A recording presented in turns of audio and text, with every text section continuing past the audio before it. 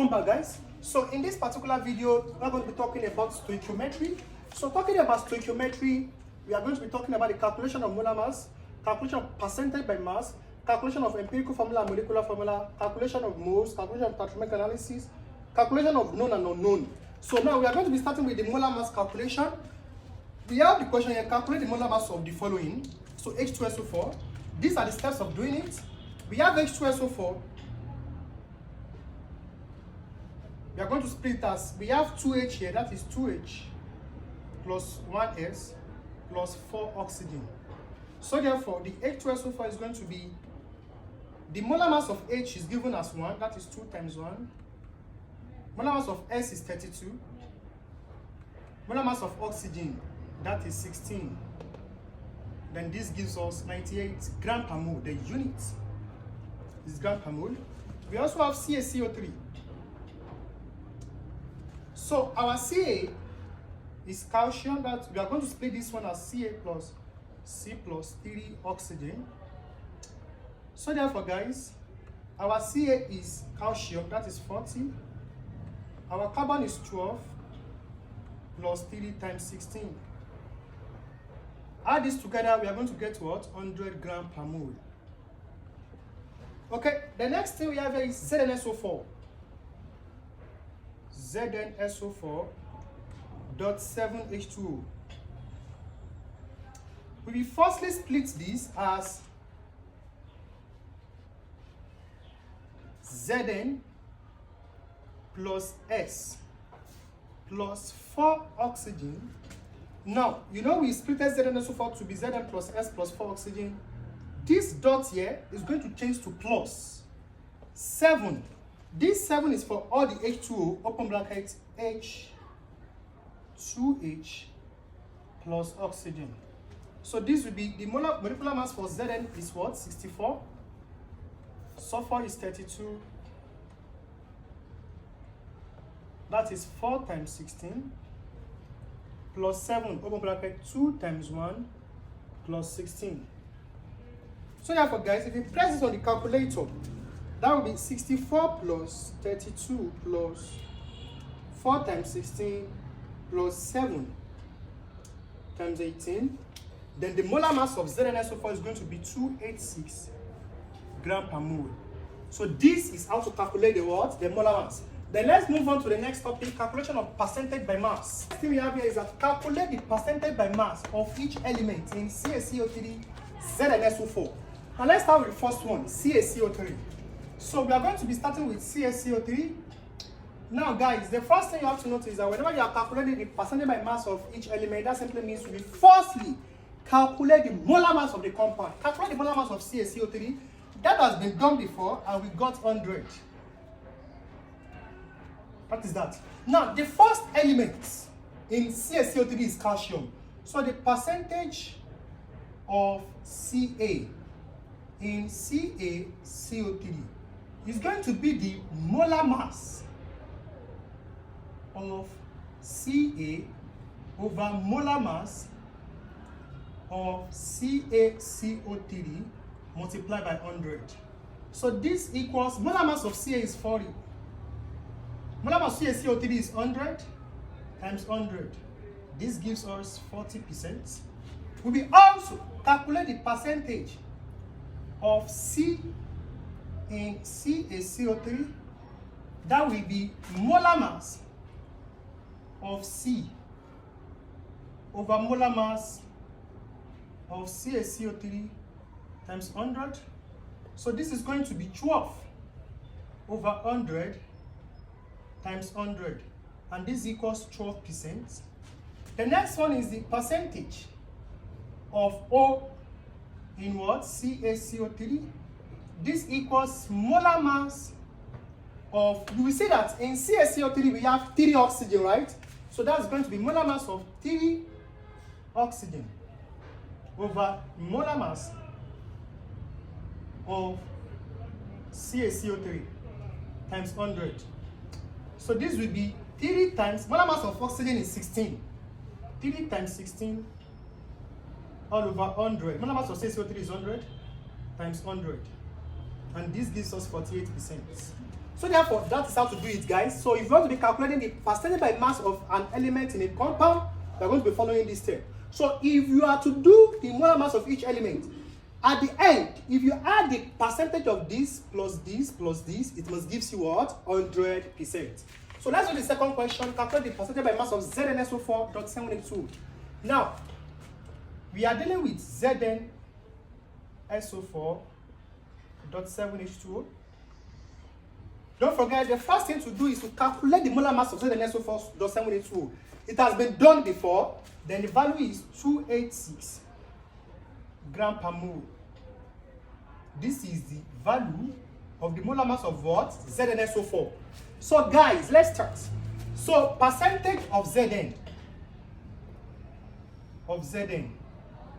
in ZnSO4. That will just be Zn, molar mass of Zn over ZnSO4 .7H2O times 100. This is molar mass of Zn is 64. Molar mass of ZnSO4 is 286 multiplied by 100. So if you bring out the calculator and place 64 divided by 286 times 100, that gives us 22.38%. So that is 22.38%. We also move on to the next one, percentage of S, sulfur, in ZnSO4.7H2O. That would just be sulfur over ZnSO4.7H2O times 100 equals sulfur. Molar mass of sulfur is 32. That is 32 over 286 times 100. So it's also bring out a calculator and press 32 over 286 times 100. Then we are going to get it as 11.18, 11.19%. Also move on to the oxygen. Percentage of oxygen in ZnSO4.7H2O is going to be oxygen over ZnSO4.7H2O times 100. But remember, in ZnSO4.7H2O, we have 4 oxygen here, and we have 7 oxygen here, because this 7 will be for both H2 and what? Oxygen. So the total oxygen here is going to be what? 11. So that simply means we have 11 oxygen. So that will equals to 11 times 16. The molar mass of oxygen is 16. All over 286 multiplied by 100. That equals. So press 11 times 16 over 286 times 100.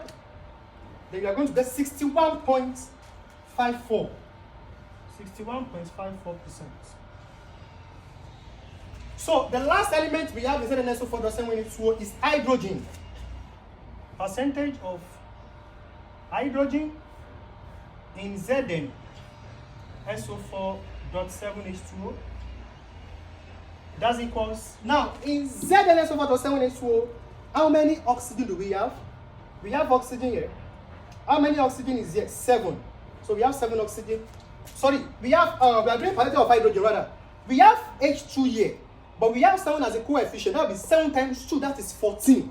So we have 14 hydrogen here. So that will be 14 times H all over ZnSO4.7H2O.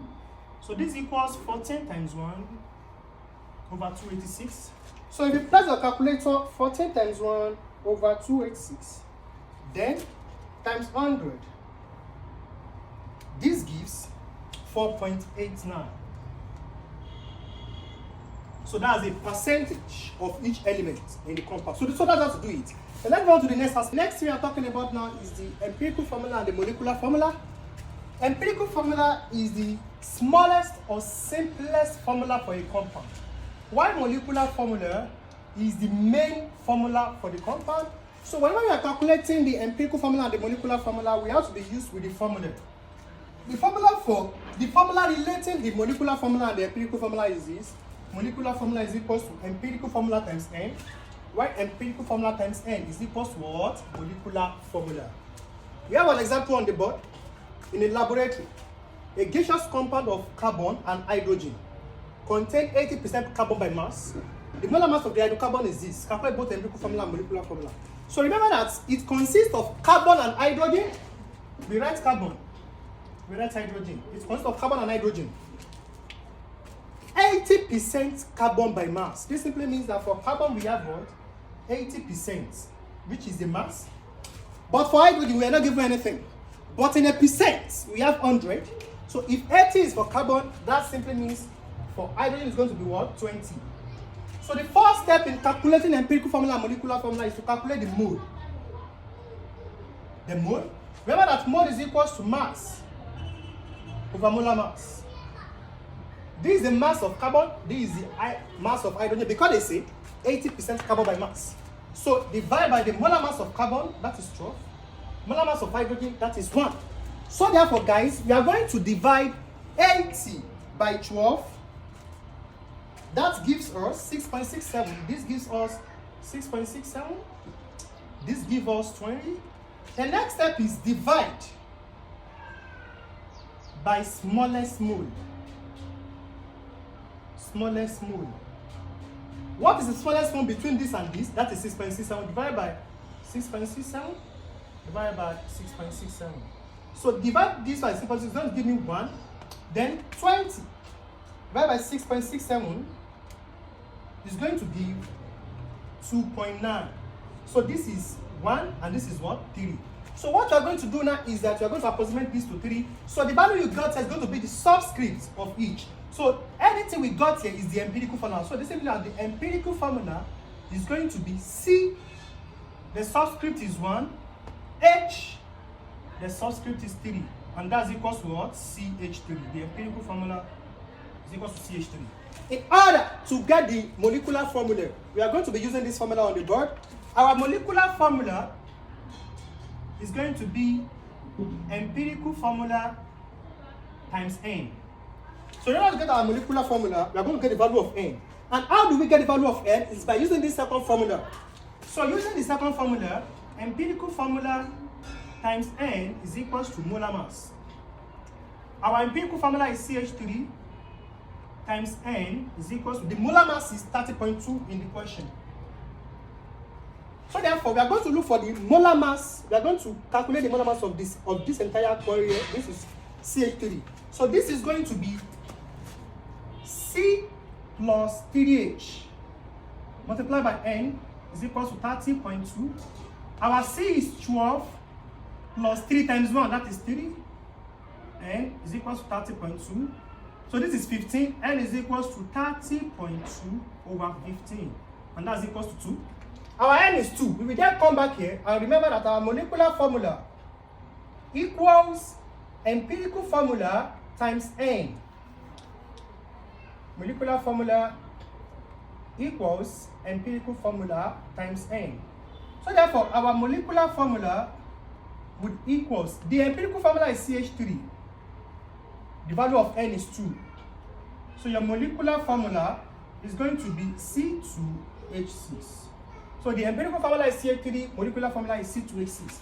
Then let's move on to the next aspect of the question, calculation of moles. So guys, let's talk about the calculation of moles. Now for this calculation of moles, it is not a big deal, but you have to be used with some formulas. The first formula you have to be used to is that mole is equals to mass over molar mass. The unit for mole is mol, the unit of mass is gram. The next one is that the unit of molar mass is gram per mole. That's the first formula you have to use too. The second formula is that mole is equals to volume over molar volume. The unit of volume can be Cm cube or Dm cube, but this molar volume is a constant. If the unit of volume is Cm cube, your molar volume will be 22,400 Cm cube per mole. But if the unit of volume is Dm cube, the value for your molar volume is going to be 22.4 Dm cube per mole. The next thing is that mole is equals to concentration times volume. The unit of concentration is going to be mole per dm cube. Volume is in what? dm cube. The next thing is that your mole can equals to number of particles over what? AV constant. This number of particles, it can either be number of atoms or ions, while your value of AV constant is 6.02 times 10^23 particles per mole. AV constant, molar volume, they are all constants that you have to know offhand. The next thing you have to note is that we have a formula that is relating molar conc to mass conc. Your molar conc is equals to mass conc over what? Molar mass. The unit of molar conc is mole per dm cube.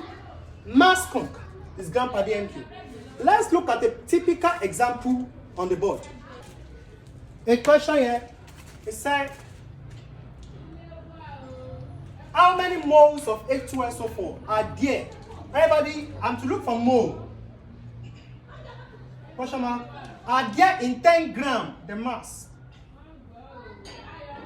is equals to 10 grams of the substance that is H2SO4.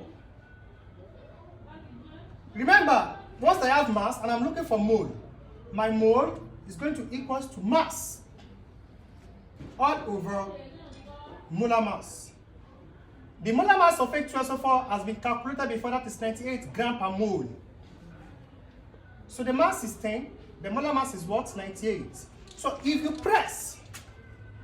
you divide 10 by 98, you are going to get 0.102 mole.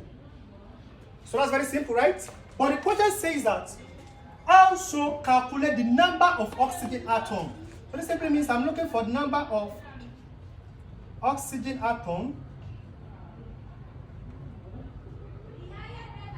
in 10 grams of the substance of H2SO4, right? So you just remember that if I'm looking for number of atoms, remember the formula, mole is equals to number of particles over AV constants. Remember that your number of particles can be number of atoms, number of ions. So this formula is going to be modified as mole is equals to number of particles. You know the particle now is atom, number of atom all over AV constant. The value for the AV constant is what? 6.02 times 10^23. So therefore, guys, the formula for mole, if you are given the number of atom, if you have calculated number of atoms, you have to use the formula mole is equals to number of particles over what? AV constant. The number of particles is the number of atoms, right? So therefore, guys, look at this. So you see that in this particular question, we are not given the mole. So this simply means that you must firstly calculate your mole before you can do this type of question. Since the mole has been calculated to be 0.102, so this will just be 0.102 equals number of atom over 6.02 times 10^23. So therefore, my number of atom equals 0.1 times 10 raised to power times 6 times 6.02 times 10^23. So therefore, guys, you have to be very careful of this type of question, because what you are asked to calculate is the number of what? Atom. The number of atom, then you remember the formula. So don't forget, if you should multiply this by this, you are going to get 6.02 times 10 raised to power 22 atom. But guys, remember, if you were to calculate only the number of atoms, this will be your final answer. But the question asks us to calculate the number of oxygen atom. Oxygen atom in H2SO4. So therefore, guys, in H2SO4, how many oxygen do we have? We have 4 oxygen in H2SO4. So this simply means that number of oxygen atom in H2SO4 would be 4 times 6.02 times 10^22. So you have to take care, you have to be very careful of what the question is asking you to what? To calculate. Remember, the question is asking you to calculate the number of oxygen atom. The number of oxygen atom. So if you should multiply this by this, you are going to get 2.41 times 10 raised to power 23 atoms. So therefore, guys, that's how to do it. The next question I have here is to calculate the mole of 16 dm cube of H2SO4 at STP. That's solution. What are you looking for? Mole. What are you given? Volume. At STP, you just remember that at STP, your molar volume is equal to 22.4 dm cube per mole. It's going to be this, because you are given volume, you have to calculate the molar volume, right? So you have to know that the volume given to us is in dm cube. So the value of your molar volume is going to be 22.4 dm cube per mole. So just remember that mole is equal to volume over molar volume. Our volume is what? 16. Our molar volume is what? 22.4. So you are going to divide 16 divided by 22.4. Then that gives us 0.714 mole. Okay, that is that. Let's look at the example 3, guys. So in this example 3, they said calculate. They said calculate the molarity of the solution. Guys, we are looking for the molarity. The first understanding is that this molarity simply means the molar conc. That's the first thing you have to understand. The molarity means the what? Molar conc. Then you are given, before you move on, guys, you just remember the formula for molar conc. Remember that I gave you the formula for molar conc? I said your molar conc, the unit is mole per dm cube, equals mass conc. The unit is gram per dm cube over molar mass. The unit is gram per mole. So therefore, guys, don't forget the molarity is the molar conc, right? So remember, this you were given. You were given 6 grams. That simply means the mass is equal to 6 grams. 6 grams of NaCl, right? The volume is equal to 200 cm cube. Before you move on, convert the unit of this cm cube to dm cube by dividing by 1000. And that gives us 0.2 dm cube. The molecular weight given to us, that's for the NaCl, that's the molecular mass. That's equals to 58.4. Guys, remember, we have to calculate the molarity. The molarity is also the molar conc, right? So the formula for molar conc is equal to mass conc over molar mass. We've gotten the molar mass in the question, but it remains the mass conc, right? The unit for the mass conc is gram over dm cube. So the formula for mass conc, we have to calculate the mass conc. The formula for mass conc equals mass over volume. The mass in the question is 6. The volume in the question is 0.2. Then press 6 divided by 0.2. That gives us 30 gram per dm cube. Then you will come back here and say molarity, which is the same as the molar conc, is equal to the mass conc, that is 30, over molar mass, that is 58.4. So on your calculator, press 30 divided by 58.4. Then the final answer will be what? 0.513 mole per dm cube. So that's how to do that. Then let's move on to the next aspect, guys. So the next aspect here is calculation of known and unknown. So after this, we also have another aspect. We have like 2 more aspects to talk about under stoichiometry. We have the aspect of limiting and non-limiting reagents, and also the aspect of gravimetric analysis. In our next tutorial video, we are going to be talking in details about that. So if you have to do question that involves known and unknown, the first step is that identify the known and the unknown. The second step, calculate the mole of the known. We have to calculate the mole of the known. The next step, write a balanced equation. The next step, use mole ratio of known to unknown to get the mole of the unknown. And the last step, use mole of unknown to solve the question given. So therefore, guys, we have an example here. They said sodium combines with oxygen as follows. You have been given an equation in this question, and it said, what mass of O2 needed to burn 4.6 grams of sodium? Guys, write solution. So you will see that in this question, we have oxygen, we also have sodium. So the first step is that we should identify the one that is known and the one that is what? Unknown. Unknown is what we are looking for.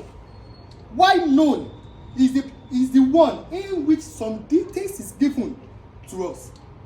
So since the question says what is the mass of O2, that simply means our unknown is equals to O2, while our known is equals to sodium. The reason why our unknown is oxygen is because they say what is the mass of O2. And the reason why our known is sodium is because we have been given a particular data, a particular information, parameter about sodium. So our known is what? Sodium. That's that. The next thing now is that calculate the mole of known. Since our known is sodium, we are going to calculate the mole of sodium. We are going to calculate the mole of sodium. Mole of sodium is equals to mass over molar mass. The mass of sodium given to us is 4.6. The problem we can have now is the molar mass of sodium. So starting from now, know that the molar mass of sodium is 23. So the molar mass of sodium is what? 23. Then if you press 4.6 divided by 23, then we are going to get 0.2. So the mole of the known, which is sodium, is 0.2. The next step is write a balanced equation. This equation has been given to us in the question. Let's check if it is balanced. 4Na solid plus O2 gas to give 2Na2O. So this is the equation given to us in the balance, in the question, and it's actually what? A balanced equation. If you are not given an equation in the question, you are going to formulate the equation and balance it. The next step is that use mole ratio of known to unknown to get the mole of the unknown. So this is the known. This is the unknown. The mole ratio of known to unknown. This is 4 ratio. This is 1. So the mole ratio is what? 4:1. 4:1. So guys, if you look at this, if the mole ratio of sodium to oxygen is 4:1, the mole of sodium, that is 0.2. You will write it here, 0.2. So we are going to use the mole ratio to get the mole of the unknown. So we are looking for the mole of this unknown O2. That is X. Are you there? Then we are going to what? Cross multiply. We are going to cross multiply. This returns to 4x is equals to 0.2. Then x is equals to 0.2 divided by 4. So it's going to turn to 0.2 divided by 4. And guys, this will equals 0.05 mole of O2. So therefore, that is how you are going to do it. When you've written the mole ratio, you are going to write the mole of the known under its mole ratio. Then you are going to represent the mole of the unknown that we are looking for as x. So that is why, since I'm looking for the mole of oxygen, that is why I'm putting x under this oxygen. Then I cross multiply. This is 4 times x, that is 4x equals to 0.2. Then x is equal to 0.2 by 4, and I get what? 0.05 mole of what? Oxygen. So the question says that, what is the mass of O2? So since I'm looking for the mass of O2, but I've gotten the mole of O2, I will just say, for mass of O2, mole equals mass over molar mass. Then make mass of formula. The mass equals mole times molar mass. Remember, we've gotten the mole, it remains the molar mass. Guys, what is the molar mass of O2? Remember that for oxygen, O2, that's equals to 2 times 16. and that's equals to what? 32. So the molar mass of oxygen O2 is what? 2 times 6. That's 32. So the mass is equals to the mole, which is 0.05 times the molar mass, which is 32. Then you're going to get the mass to be 16 grams. So if you press 0.05 times 32,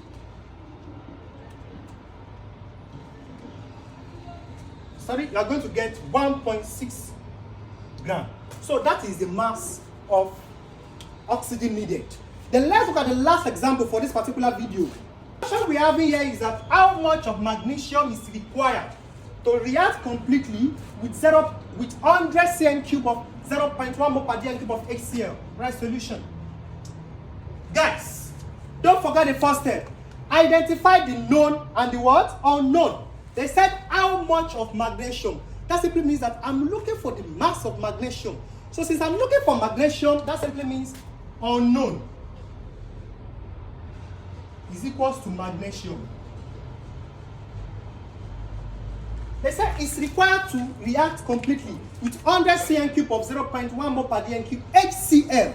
Since I'm giving some details about HCl, so my HCl, my known, my HCl is going to be the known. Known is equals to HCl. After doing this, the next thing is that calculate the mole of the known. These are known. They're going to calculate the mole. So the mole of HCl equals. You know something? That's your HCl, the details given to you for the HCl is 100 cm cube, that's the volume, and 0.1 mole per dm cube, that's the concentration. The formula that is relating volume to concentration, that formula for mole is concentration in mole per dm cube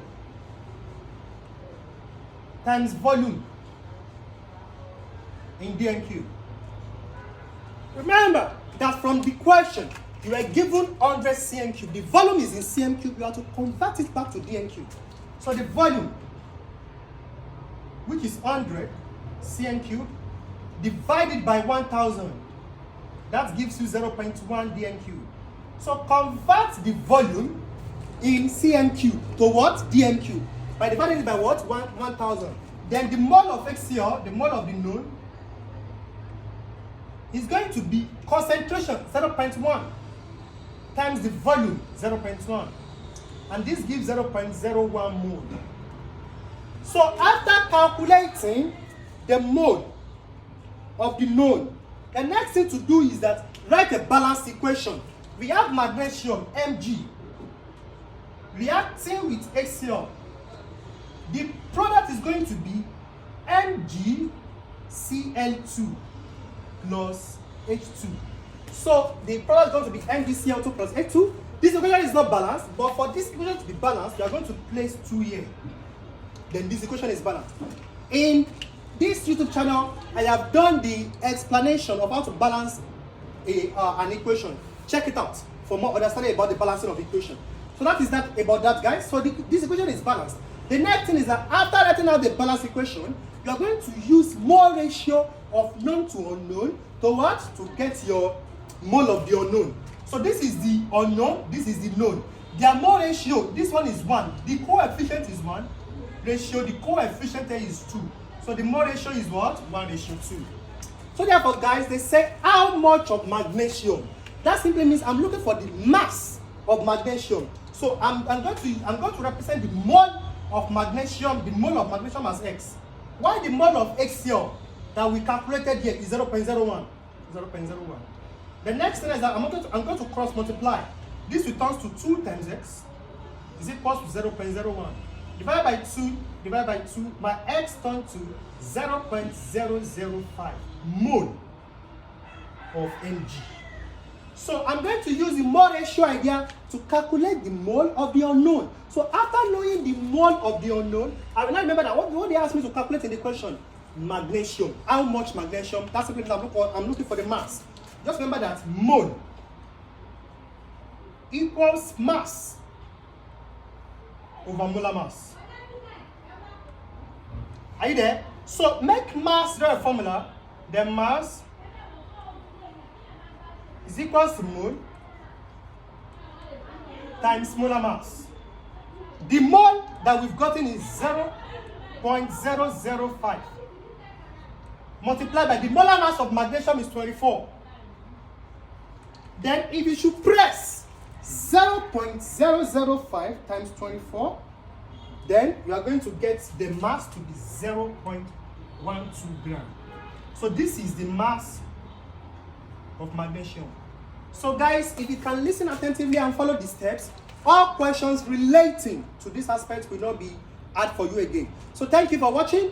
In our next tutorial video, we are going to be talking about the gas laws, redox, chemical kinetics, chemical equilibrium, and also limiting and non-limiting. Thank you. May God bless you.